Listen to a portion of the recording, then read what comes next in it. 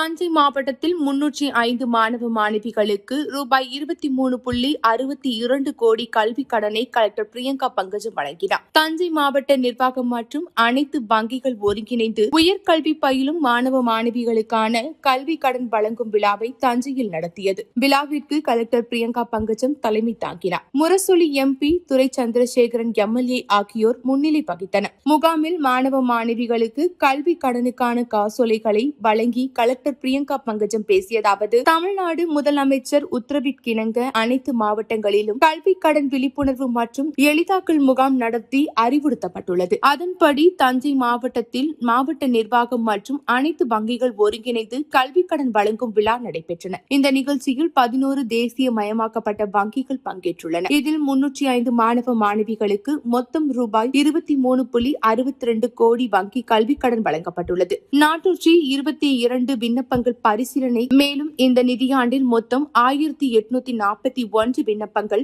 வித்யாலட்சுமி இணையதளம் மூலம் வரவேற்கப்பட்டுள்ளது. இதில் இதுவரை 952 விண்ணப்பதாரர்களுக்கு ரூபாய் 71.86 கோடி மதிப்பிலான கல்வி கடன் நமது மாவட்டத்தில் வங்கிகள் மூலம் வழங்கப்பட்டுள்ளது. 422 விண்ணப்பங்கள் பரிசீலனையில் உள்ளன. நமது மாவட்டத்தில் இந்த நிதியாண்டில் 2500 மாணவ மாணவிகளுக்கு கல்வி கடன் வழங்கத்தக்க அறிவுறுத்தல்கள் வழங்கப்பட்டுள்ளது. நிலுவையில் உள்ள விண்ணப்பங்கள் பரிசீலிக்கப்பட்டு வருகின்றன. எனவே உயர்கல்வி பயில விரும்பும் மாணவ மாணவிகள் வித்யாலட்சுமி என்ற இணையதளம் மூலம் விண்ணப்பித்து கல்வி கடன் வசதி பெறலாம். இவ்வாறு கூறினார். இந்த நிகழ்ச்சியில் துணை மேயர் டாக்டர் அஞ்சுகம் பூபதி, மாவட்ட வருவாய் அலுவலர் தியாகராஜன், வருவாய் கோட்டாட்சியர் நித்யா, தசில்தார், இந்தியன் ஓவர்சீஸ் வங்கியின் முதுநிலை மண்டல மேலாளர் சுப்பிரமணியன், நபார்ட் வங்கியின் மாவட்ட வளர்ச்சி மேலாளர் துர்கா உமா மகேஸ்வரி, முன்னோடி வங்கி மேலாளர் பிரதீப் கண்ணன் மற்றும் 11 தேசிய மயமாக்கப்பட்ட வங்கிகளின் அதிகாரிகள் கலந்து கொண்டனர்.